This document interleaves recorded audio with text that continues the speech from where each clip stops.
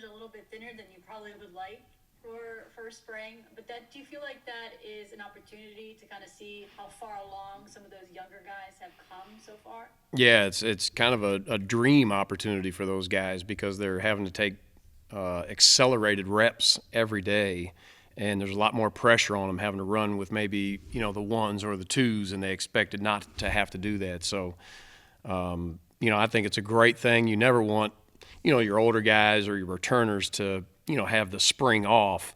But in this particular situation, it's good all the way around. They get a chance to truly sit back and get healthy and be kind of promoters of our program and our defense every day on the sideline. And then all the young kids truly just get to go out and play a lot. One of those young kids is Landon Danley. He came into Virginia. He didn't play linebacker at high school. He was a safety. Where do you feel like he's grown the most? Yeah, that's hard to say because he's grown in so many areas. Landon's a kid that, he's not going to be outworked. He wants to be really good at it. And like you said, really didn't play a lot of the actual position in high school, but he played a lot of football. So instinctively, he is a tough kid. He's got great vision. He's got great movement skills. He's learning all the pieces of being a linebacker. I think just his ability to track the football as a linebacker throughout the entirety of the play is maybe where he's grown the most. But he shows so many good signs of understanding conceptually what's happening in coverages and structures and alignments and fits for all his his buddies that are around him. He's really grown in a lot of ways, so I'm extremely proud of him. And then in the portal, you were able to add Maddox Marcelles. What's something that drew to you when you watched his tape? Yeah, he's another instinctive linebacker. He's a kid that looks like he's been playing linebacker for a long time, and he has. I mean, it's kind of always been his world. But just the way he played, and of course, we had several personal recommendations on him before we got involved, which is the way we want to approach anybody entering our program. We don't just want to watch the film, but he has a burst to the ball. He's physical on contact. He's got great vision and instincts. He's got all the movement skills that you want for a guy in the ACC. So he checked all the boxes, at least, the tool set and the way he played.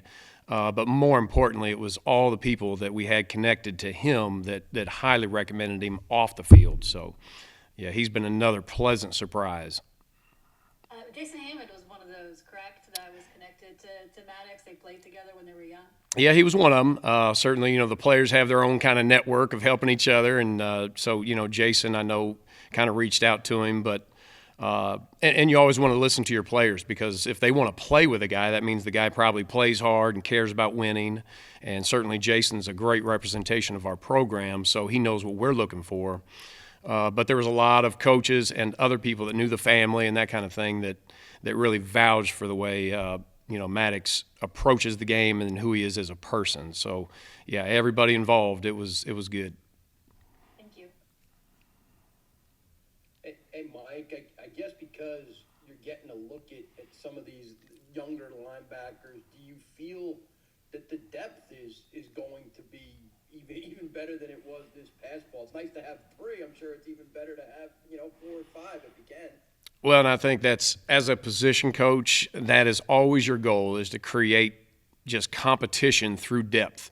And I think if you coach, the last guy on your depth chart as hard as you do the starter, they all get held to that same high standard. And a lot of times, a lot of them can play maybe above their actual ability.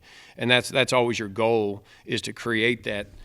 Right now with our situation, it's awesome that, the 2s and the 3s are becoming guys that might be able to go out there and really help us win, meaningful games, while these other couple of guys, get to sit back and really learn even more. I think it's just awesome all the way around. It's you don't want, like I said earlier, you don't want to go into the spring like that, but watching it develop each day, it's really cool to watch the guys handle the pressure and make themselves improve. So it's been cool. Where's Miles Brown at in his development after coming in last year? Yeah, so he's a guy that like all of them, there's a lot of things they got to work on. The first thing he addressed in the offseason was just his structure and his body, his ability to kind of put the pounds on and have the frame to play in this league, and he's done that. He's done a nice job of really hitting it, and he was intentional about it in the weight room and in the off season. Then the other piece was, when you're out there, just being naturally aggressive, because he's such a great human. He's got just such high character. So he's always wanting to kind of make sure he's doing right.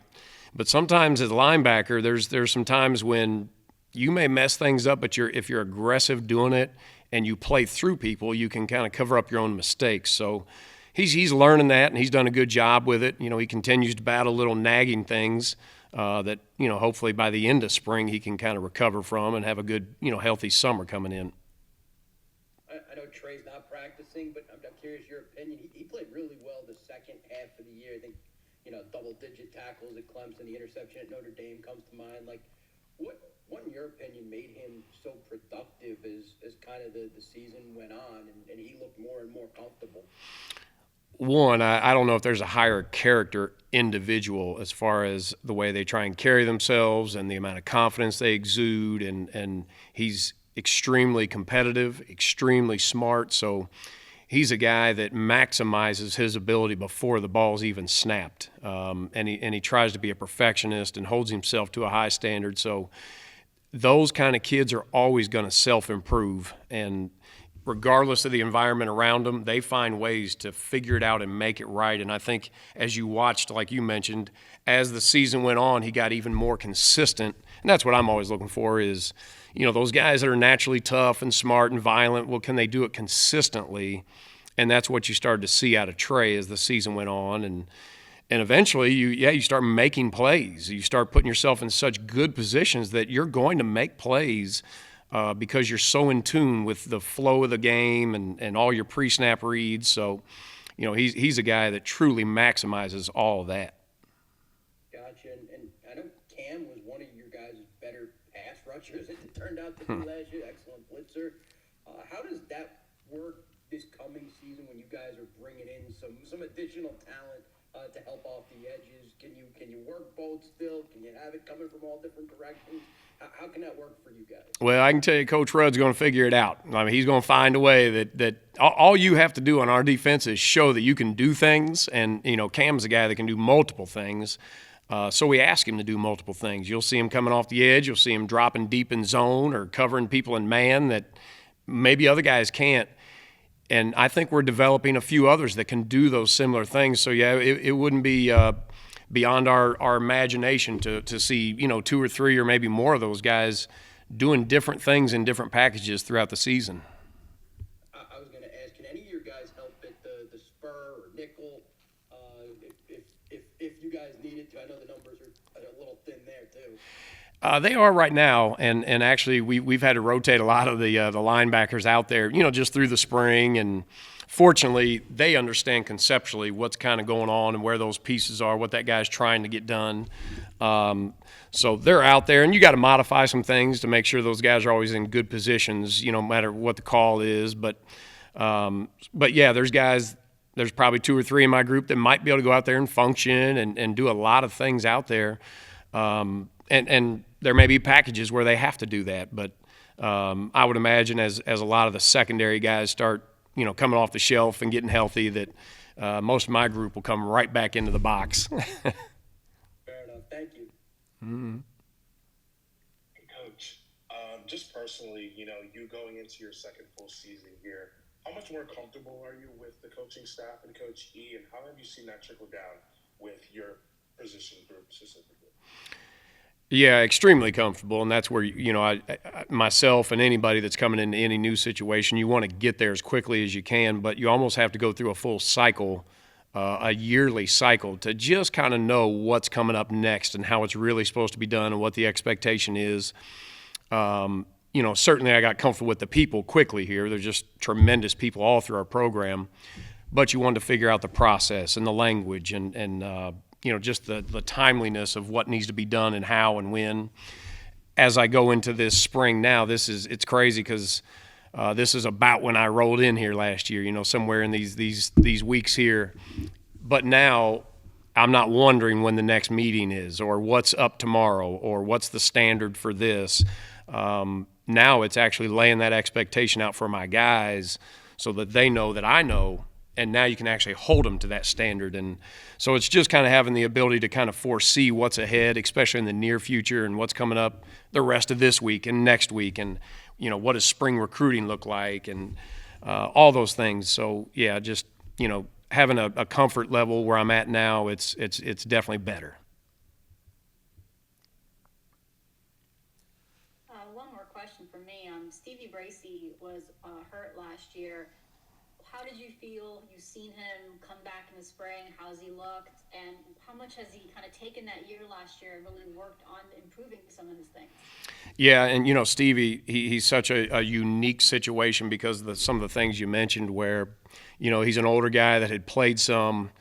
He deals with an injury right before we get going, so I know his spirits had to be crushed, and that had to be tough. And you never know which way a guy's going to take it. Is he looking to blame things, or is he going to kind of take it as a challenge to reimpose himself back onto the team and on the defense? Well, watching Stevie in the offseason, I could tell he was definitely committed to getting his body right, getting himself totally healthy. And I felt like he also recommitted to truly being a linebacker and a part of our defense in a positive way. So I've loved his energy. He's been flying around this spring.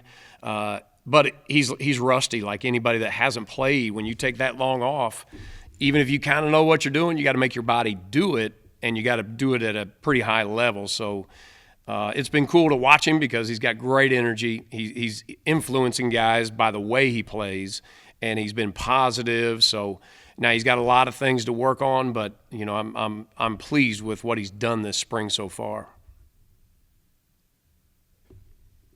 How many of your guys can play all the different special teams? I assume there's some roles there for them to fill. How many of you guys can appear on all the different special teams? Yeah, you would like to think if you're a linebacker, you should be able to get on all of them. I mean, that's kind of the role of a linebacker is to be a core piece of all those, especially the core four. And I would say most of my group can probably perform a lot of the different positions or skill sets that are needed. But they have to, honestly. If you're going to be a linebacker and you're going to maybe not run with the ones or maybe even the twos, then you need to not just be on special teams, but make an impact on them. And I love my group's approach to anything special teams oriented. I feel like they've been trying to really get after it and bring some violence to all those units. But it's still challenging to be in that much space and to have all the one-on-ones you got to win. And so it's been cool. But I would expect, and they know this, that we fully expect if you're thinking about trying to travel as a linebacker, you need to make a difference on all those units.